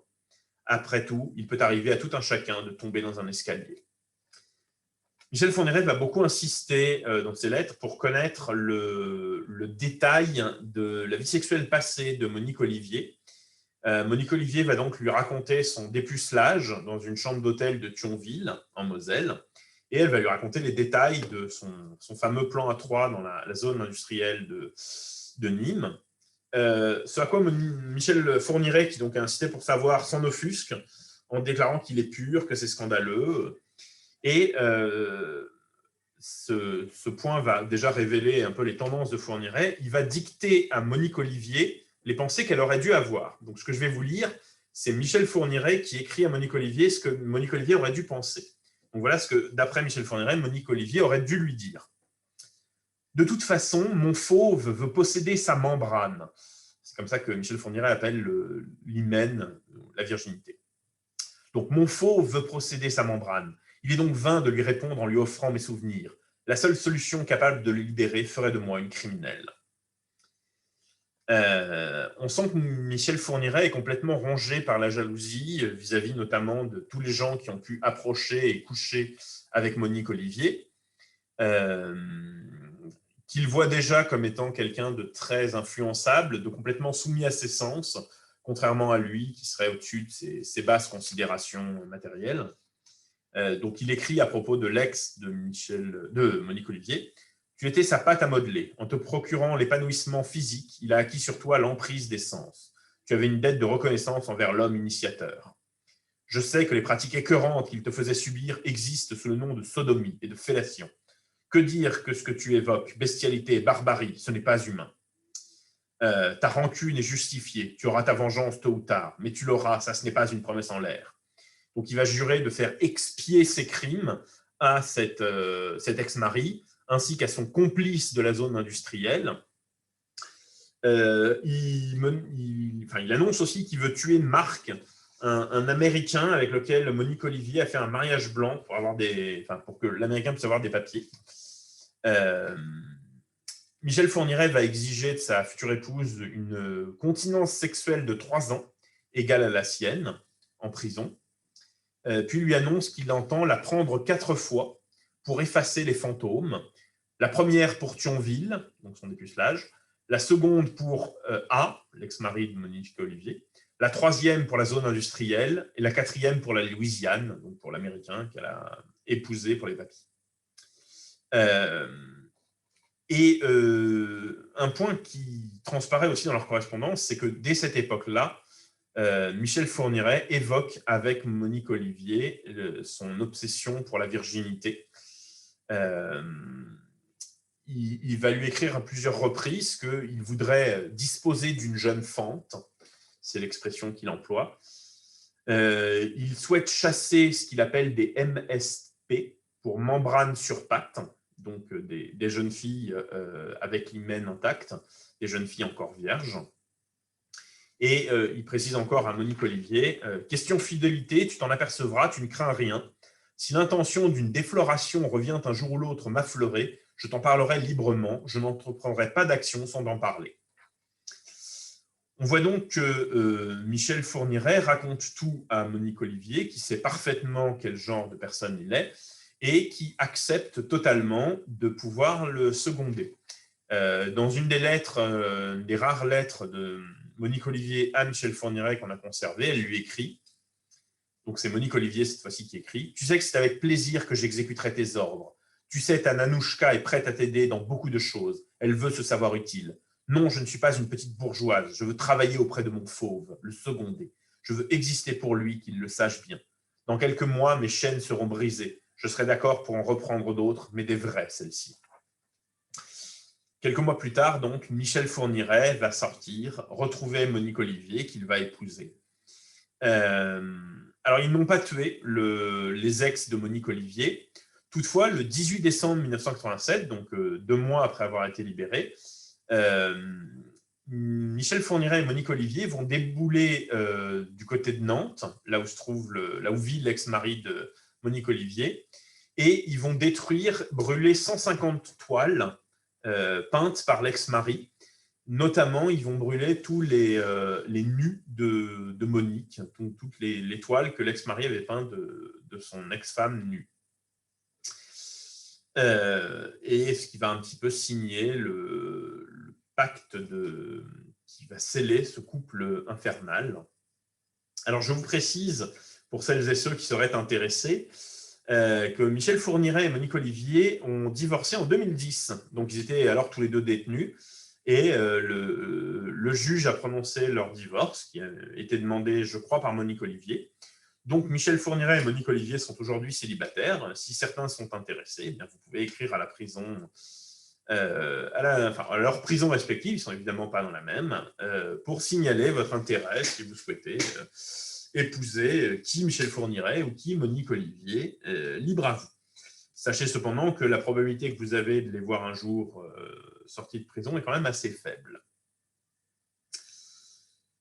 Dernier enseignement de l'affaire Fourniret, dernier point sur lequel je voudrais revenir, la mentalité d'un tueur mégalomane comme Michel Fourniret. Comment faire parler un tueur mégalomane? Comment est-ce qu'on a obtenu les aveux de Michel Fourniret? Eh bien, la réponse est simple, c'est grâce à son ego démesuré. Pourquoi Michel Fourniret accepte-t-il de parler aux enquêteurs? Réponse, parce que Michel Fourniret a un besoin pathologique de rester dans la lumière. Il a un besoin pathologique qu'on s'intéresse à lui, qu'on s'occupe de lui. Et il a envie de jouer avec les enquêteurs. C'est-à-dire qu'il parle aux enquêteurs quand il sent que les enquêteurs sont suffisamment intelligents pour être des partenaires dignes de lui, si vous voulez. Il se prend un petit peu pour Hannibal Lecter. Vous voyez le personnage joué par Anthony Hopkins dans Le Silence des agneaux, dans Hannibal et dans Dragon Rouge, et joué par Mads Mikkelsen dans la série. Et donc à l'époque, évidemment, il n'y avait que les films avec Anthony Hopkins. Et il se prend un peu pour ça, quoi. Il voudrait un peu recréer les conversations que Hannibal Lecter a avec l'agent du FBI, Clarice Starling, dans les films. Et il a besoin d'être dans la lumière. Et donc, notamment, on observe que à chaque fois qu'il parle, c'est lorsque Monique Olivier a fait des aveux. C'est-à-dire que quand Monique Olivier avoue des crimes, immédiatement après, Michel Fourniret parle parce qu'il refuse que son ex-femme attire la lumière. Son ex-femme fait des aveux, donc les enquêteurs s'intéressent à elle. Donc immédiatement, Michel Fourniret va reprendre la main, va parler parce qu'il veut qu'on s'intéresse à lui et pas à son ex-femme. Ça peut concerner son ex-femme, ça peut concerner des tiers d'ailleurs.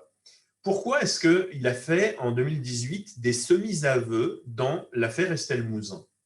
Eh bien parce qu'en 2018, il y a un autre tueur en série qui fait l'actualité, c'est Nordal Lelandais.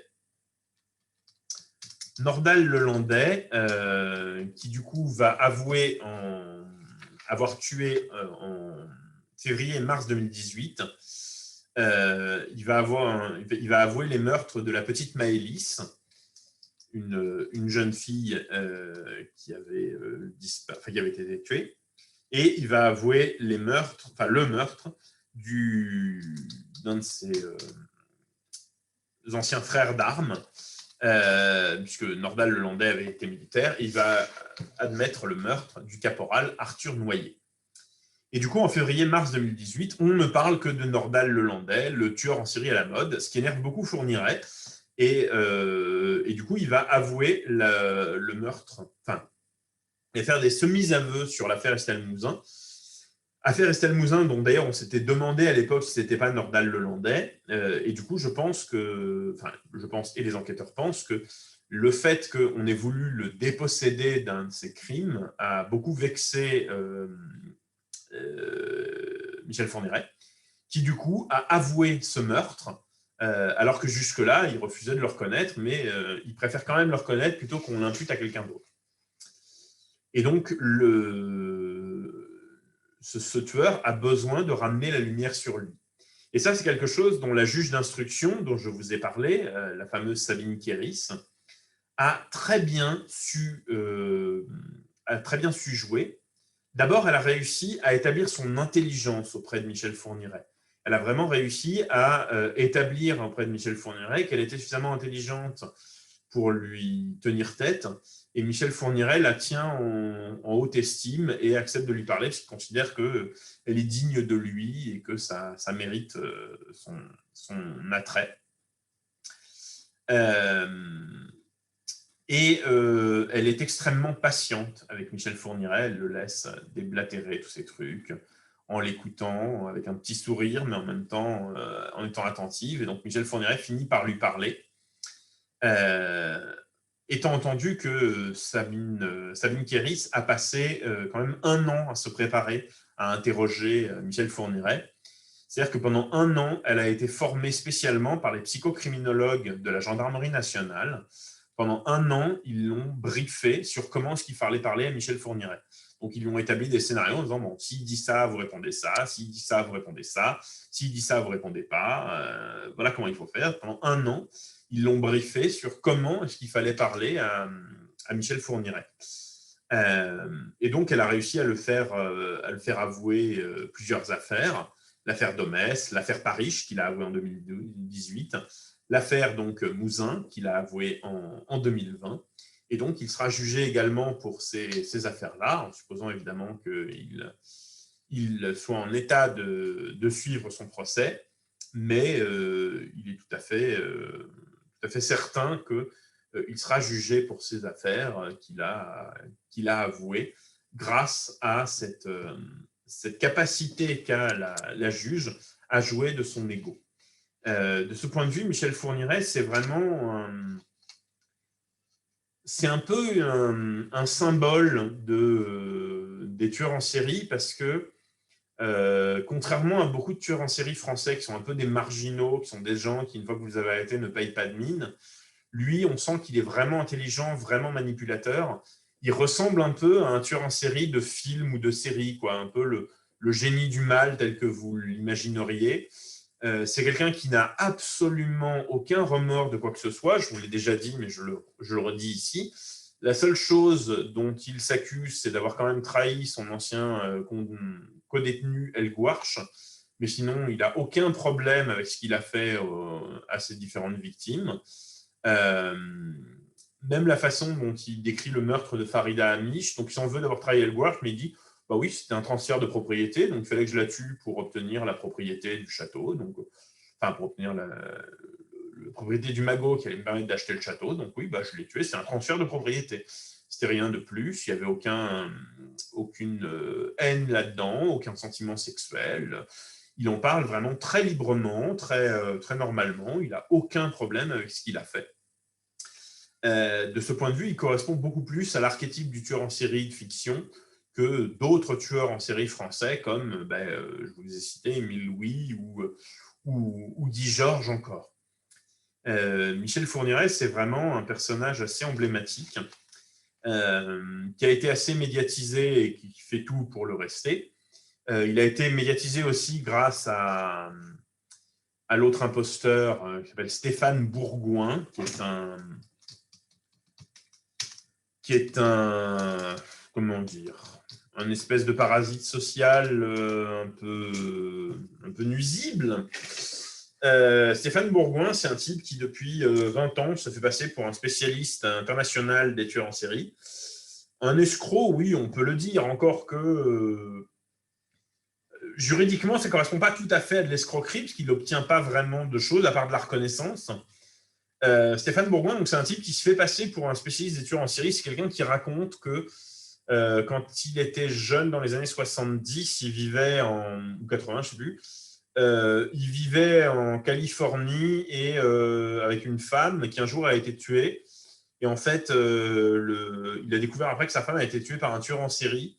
Et du coup, il s'est intéressé aux tueurs en série.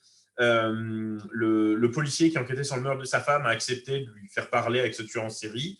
Et du coup, Stéphane Bourgoin a commencé à s'intéresser à des tueurs en série, à aller leur parler en prison, à enregistrer leurs témoignages avec des vidéos et des audios. Et puis un jour, en fait, donc il a commencé comme ça à se faire une petite bibliothèque une vidéothèque, si vous voulez, d'interviews de tueurs en série.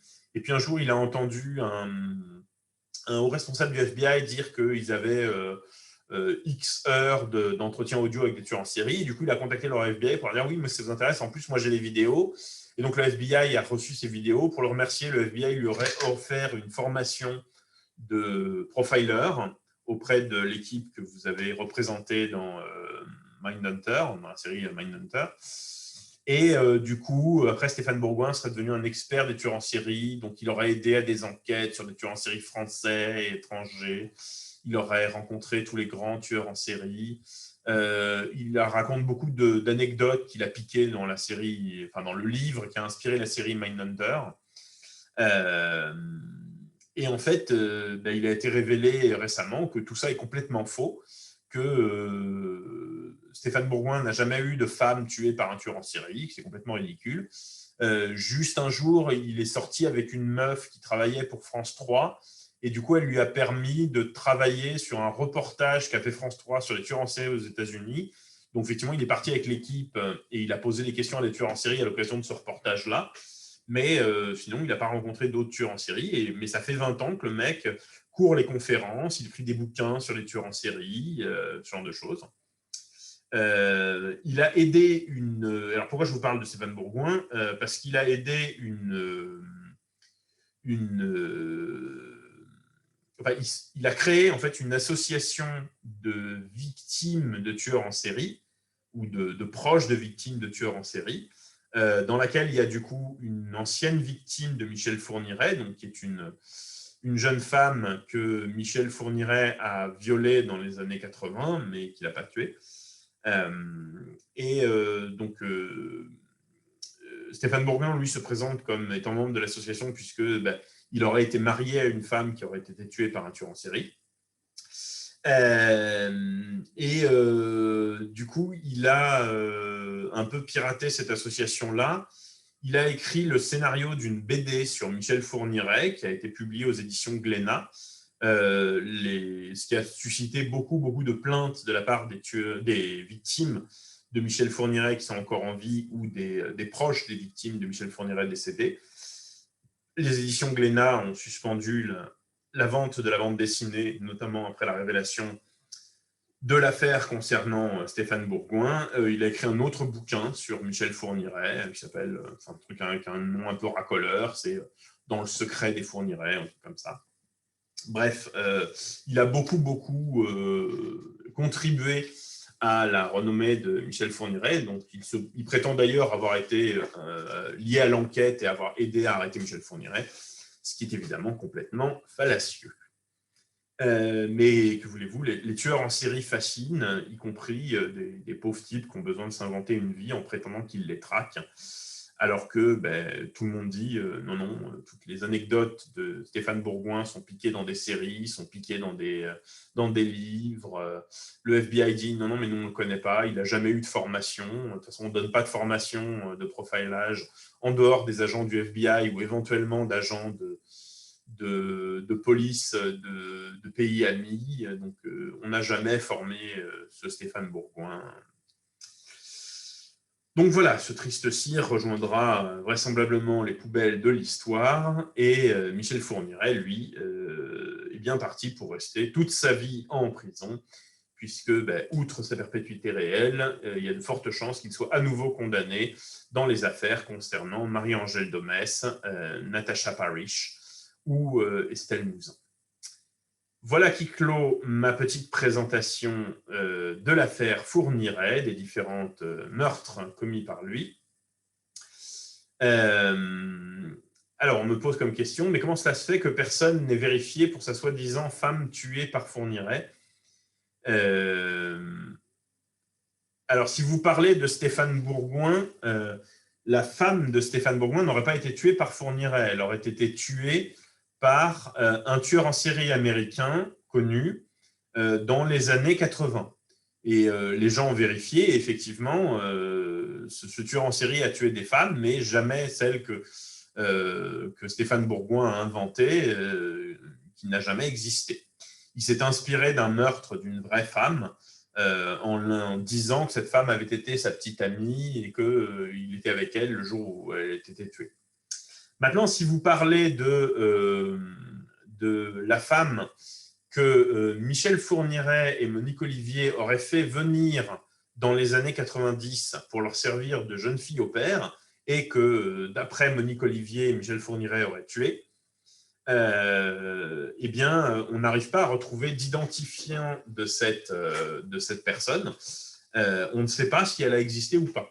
Michel Fourniret lui-même dit avoir tué plusieurs jeunes filles qui seraient venues faire du babysitting chez lui pour s'occuper de son fils Selim, donc le plus jeune fils qu'il a eu avec Monique Olivier. Parce qu'il a eu des enfants avant pour d'autres de ses autres mariages, mais il a eu un enfant avec Monique Olivier, donc il s'appelle Selim, qui a changé de nom depuis, bien évidemment. Mais voilà, enfin, on n'a jamais retrouvé de traces de ces éléments-là. Ça fait partie des élucubrations de Michel Fourniret, qui, quand on l'accule, ne rechigne pas à se présenter lui-même comme un tueur en série. Hein, ça ne lui pose aucun problème. Et donc, si vous parlez de Stéphane Bourgoin, il est peu... la femme qu'il a prétendu avoir tuée est complètement inventée. Alors, autre question, on me demande qui a été condamné qui sont les deux autres personnes condamnées à la perpétuité réelle en France. Alors, il me semble qu'il y a eu Pierre Bodain, qui est un type qui s'appelle, qu'on surnommait Pierrot le Fou, qui était un braqueur un peu qui travaillait à la dynamite. Alors, j'ai encore pas envoyé à tout le monde, pardonnez-moi, parce que chaque fois que quelqu'un m'envoie un message, en fait, mon truc se change en répondre à cette personne au lieu de répondre à tout le monde. Donc voilà, Pierre Bodain, dit Pierrot le Fou, qui était un braqueur et un tueur un peu foufou, qui travaillait à la dynamite. Et je ne sais plus qui est le troisième gars qui a été condamné à une perpétuité réelle. Il faudrait que je cherche ça. Je cherchais ça, mais je ne sais plus qui était cette personne-là. On me dit Tommy Rocco ou quelque chose comme ça. C'est possible. Je ne sais plus du tout qui est cette personne-là. Je ne sais plus. Et alors, question, pourquoi Stéphane Bourgoin aurait inventé tout ça? Pour se rendre intéressant, pour avoir une vie, parce qu'il faut bien comprendre que Stéphane Bourgoin, du coup, c'est quelqu'un qui a fait une relative fortune personnelle, aussi bien financière que morale, grâce à ces mensonges. C'est-à-dire qu'il a écrit quelque chose comme une quinzaine ou une vingtaine de livres sur les tueurs en série, en se présentant comme un expert. Il est invité à des conférences de partout en France. Il était présent dans tous les médias, parce que systématiquement, quand les médias voulaient un expert sur les tueurs en série, on prenait Stéphane Bourgoin, parce que personne ne savait que c'était faux. Donc, ça lui rapportait de la reconnaissance médiatique, ça lui rapportait de la notoriété, ça lui rapportait de l'argent avec les ventes de ses livres et puis les places qu'il vendait à ses conférences. Ça lui rapportait même de l'admiration féminine. Stéphane Bourgoin prétendait notamment disposer de... Stéphane Bourgoin donc, prétendait disposer de tout un tas de restes de tueurs en série, soit des ossements appartenant à des tueurs en série, soit des objets qui avaient appartenu à des tueurs en série. Et il disait généralement, oui, je serai en dédicace pour mon bouquin à tel endroit, et j'aurai quelques éléments appartenant à des tueurs en série. Si vous voulez, je les distribuerai. Les jolies femmes auront la priorité. Donc voilà, il se servait aussi de ça pour draguer. Ma foi, si ça fonctionne, il aurait tort de s'en priver. Enfin, il avait évidemment tort de le faire, mais c'est une manière de dire. Alors, autre question qu'on me pose, vous disiez que si on voulait se marier avec Fourniret ou son ex-femme, on pouvait envoyer des lettres, mais c'est possible ça d'envoyer des lettres à des criminels tels que d'eux. Bien, si vous êtes intéressé, oui, vous pouvez tout à fait écrire. Il n'y a aucune loi qui vous empêche d'écrire à qui vous voulez en France. Donc, vous avez le droit d'envoyer une lettre à Emmanuel Macron au palais de l'Élysée. Il y a un service de presse qui reçoit toutes les lettres qu'on envoie à Emmanuel Macron, qui les lit. Si vous savez que tel détenu est à telle prison, vous pouvez tout à fait lui envoyer une lettre, bien sûr. C'est pas du tout interdit. Les prisonniers ont le droit de recevoir du courrier, comme tout un chacun. La différence, c'est que les prisonniers, on sait où ils sont, puisque en tout cas, les détenus les plus emblématiques, on sait dans quelle prison ils sont. Donc, si vous voulez écrire au terroriste Carlos, vous pouvez lui écrire une lettre. Il est à Poissy, je crois, ou à Clairvaux. Si vous voulez écrire à Michel Fourniret, vous allez sur Wikipédia, vous regardez dans quelle prison il est, vous pouvez lui écrire une lettre. Vous envoyez votre lettre à qui vous voulez. Ça ne pose aucune difficulté. Simplement, sachez que votre lettre sera probablement lue par l'administration pénitentiaire. Surtout maintenant qu'on sait ce qu'il y avait dans les premières lettres, que c'était échangé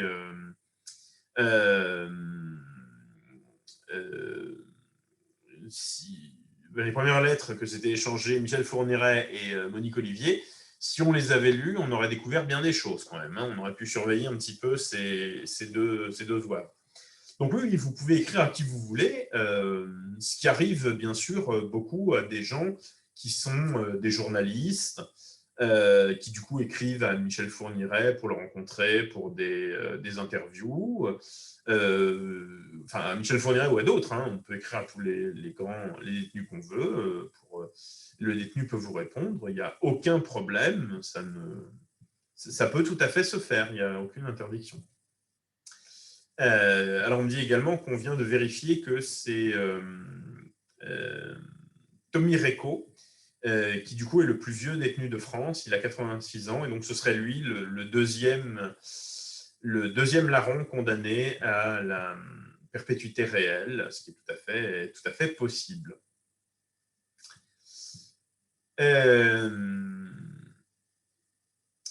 D'autres questions? Non? Eh bien, dans ce cas, il ne me reste plus qu'à vous remercier pour votre attention. Je vous souhaite à toutes et tous une bonne fin de journée. On se retrouve lundi prochain à 14h, toujours sur le même compte, donc avec la même adresse de connexion pour le cours consacré à l'affaire d'Outreau. Je vais mettre ce cours-là en ligne dès que possible. Et on se retrouve, donc la semaine d'après, il n'y a pas cours, lundi de Pâques, vous pouvez vous gaver de chocolat.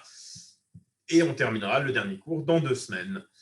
Enfin, dans 3 semaines, du coup. Merci à tous, à la semaine prochaine, bonne fin de journée, et portez-vous bien, et écrivez à qui vous voulez. Mais je pense que vous avez des gens un peu plus intéressants à contacter que Michel Fourniret. Merci, et au revoir.